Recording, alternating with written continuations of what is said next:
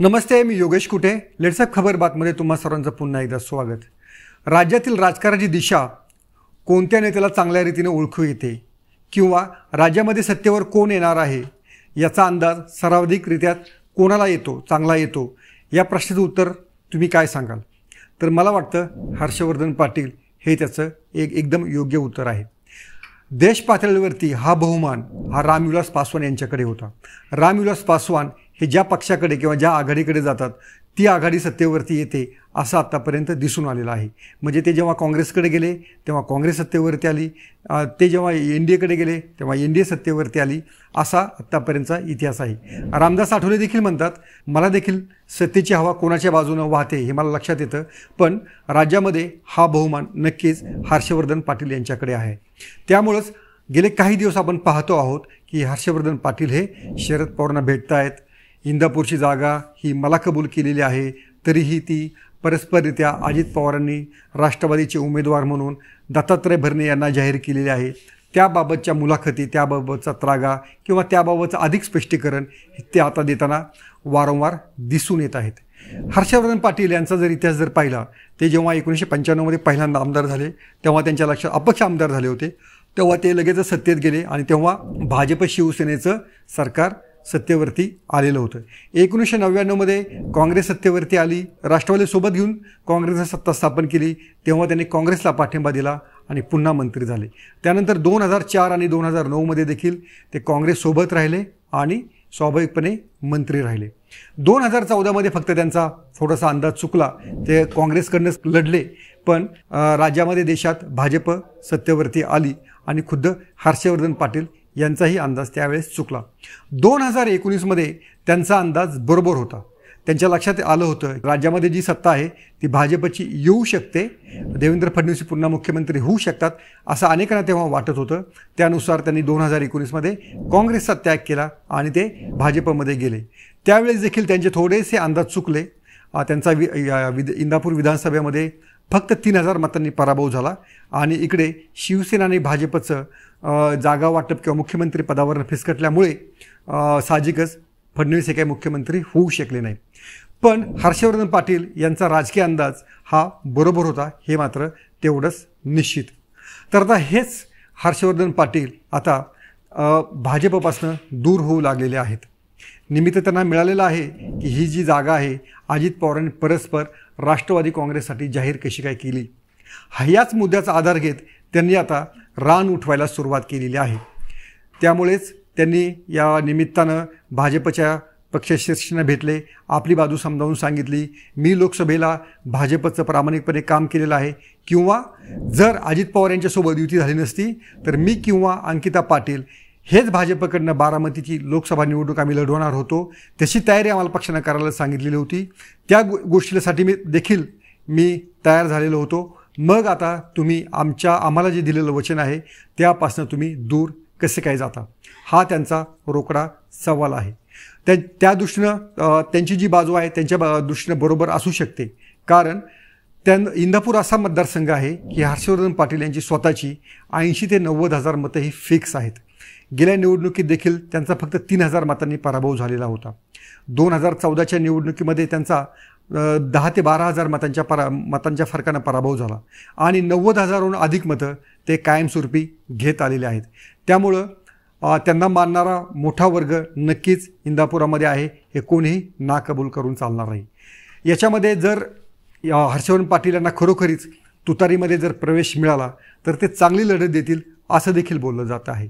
पण खरोखरीच हर्षवर्धन पाटील हे तुतारीमध्ये जातील की शरद पवार त्यांना तुतारीमध्ये घेतील, की हर्षवर्धन पाटील भाजप आणि महाविकास आघाडी या दोघांनाही समपातळीवरती दूर ठेवून स्वतः अपक्ष उभे राहतील, असा सगळा पेच आहे.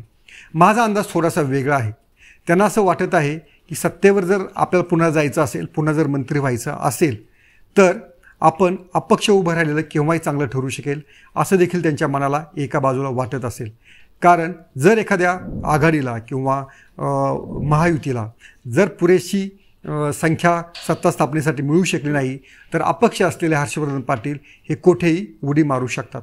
दुसरी गोष्ट ही शरद पवारांसाठी महत्त्वाची आहे की ज्या कार्यकर्त्यांनी लोकसभा निवडणुकीमध्ये सुप्रिया सुळेंचं प्रामाणिकपणे काम केलं, सुप्रिया सुळे या निवडून येतील की नाही याची जेव्हा शंका होती, याची जेव्हा धास्ती होती, तेव्हा आप्पासाहेब जगदाळे असतील किंवा इतर त्यांचे जे इंदापूरमधले नेते असतील त्यांनी सुप्रिया सुळे यांची बाजू लावून धरली, सुप्रिया सुळे यांना संकटात मदत केली. त्यांना आता या नेत्यांना असं वाऱ्यावर सोडून मग पुन्हा हर्षवर्धन पाटील यांना किंवा राष्ट्रवादीमध्ये प्रवेश देणं हे शरद पवारांना मान्य होईल का अशी देखील शंका आहे. आणि मग ज्या ठिकाणी जे प्रामाणिक कार्यकर्ते आहेत किंवा निष्ठावंत कार्यकर्ते आहेत त्यांच्यावरती अन्याय केल्यासारखं आहे की काय अशी देखील शंका शरद पवार यांना येऊ शकते. दुसरी गोष्ट अशी आहे की हर्षवर्धन पाटील आणि शरद पवार यांचं जे नातं आहे हे नेहमीच घट्ट देखील राहिलेलं आहे.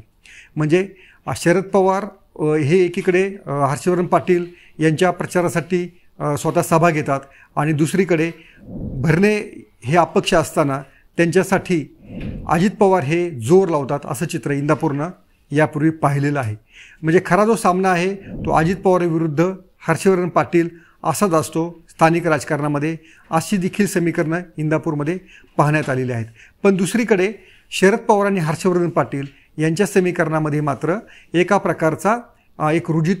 प्रकारे एक थोडीशी सौम्यता आहे आणि दोघे एकमेकांना चांगल्या आदरभावानं वागवतात असं देखील महाराष्ट्रानं पाहिलेलं आहे. सुप्रिया सुळे यांच्या लोकसभेच्या प्रत्येक निवडणुकीमध्ये म्हणजे 2024 आपद वगळता हर्षवर्धन पाटील यांनीच त्यांना साथ दिलेली आहे आणि त्याचा देखील उपयोग त्यानंतरच्या काळामध्ये अजितदादांनी उभा केलेला अपक्ष आमदार जरी असेल तरी शरद पवार हे अधिकृत महाविकास आघाडीचा किंवा तत्कालीन काँग्रेस राष्ट्रवादीचा आघाडीचा उमेदवार म्हणून हर्षवर्धन पाटील यांची साथ देत आलेले आहेत. त्यामुळं निर्णय घेणं हे दोघांसाठी थोडंसं कठीण असू शकतं. पण मला असं वाटतं की हर्षवर्धन पाटील हे आधी म्हटल्याप्रमाणे चाणाक्ष राजकारणी आहेत. त्यांना आता भाजपवरती दबाव वाढवायचा आहे. त्यांना ही जागा जर राष्ट्रवादी म्हणजे अजित पवारांना जाऊ न देण्यासाठीचं त्यांचंही आत्ताच्या सगळ्या एक प्रकारच्या बैठका किंवा मेळावे यांचं एक दबावतंत्र सुरू आहे. पण त्यांच्या मनामध्ये एक गोष्ट माहिती असेल की जर ज्या पक्षाचा आमदार असेल त्याच ठिकाणी त्याच पक्षाला जर जागा जाणार असेल तर त्यांना हे देखील माहिती असेल की इंदापूरची जागा ही राष्ट्रवादीकडे म्हणजे दत्तात्रय भरणे यांच्याकडेच जाऊ शकते. तुतारीमध्ये शरद पवार घेतील की नाही याबाबत आपण 50-50% आत्ता बोलू शकतो की 50% शक्यता आहे की शरद पवार हे हर्षवर्धन पाटलांना सोबत घेतील आणि उमेदवारही देतील.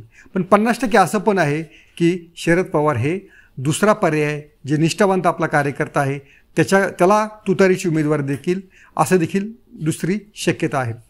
पण सर्वाधिक जी मला शक्यता वाटते आहे तिसरी शक्यता हर्षवर्धन पाटील हे अपक्ष म्हणूनच इंदापूरमधनं आपलं नशीब आजमावतील याची शक्यता मला सर्वाधिक वाटते आहे. कारण आधी म्हटल्याप्रमाणे जर ज्या ठिकाणी महाविकास आघाडी किंवा महायुतीमध्ये जागांचा छोटासा फरक राहिला तर आपली जी कॅप आहे ती कोणत्या तरी एका आघाडीकडे वळवून किंवा महायुतीकडे वळवून तेथे आपल्याला मंत्रिपदाचा मार्ग सुकर होईल असे आडाखे हर्षवर्धन पाटील यांनी आखलेले असावेत आणि त्या दृष्टीनं त्यांनी सगळी तयारी केलेली असावी. आणि आपल्याला पुढच्या काही काळामध्ये दिसेलच ते भाजपसोबत राहतील की तुतारीत जातील की अपक्ष उभे राहतील. अशा 3 पर्यायावरती हर्षवर्धन पाटील कोणता पर्याय स्वीकारतील याचा माझा अंदाज मी तुम्हाला सांगितलेला आहे. तुमचा अंदाज काय आहे हे आवर्जून सांगा आणि पाहत राहा लेट्स अप मराठी.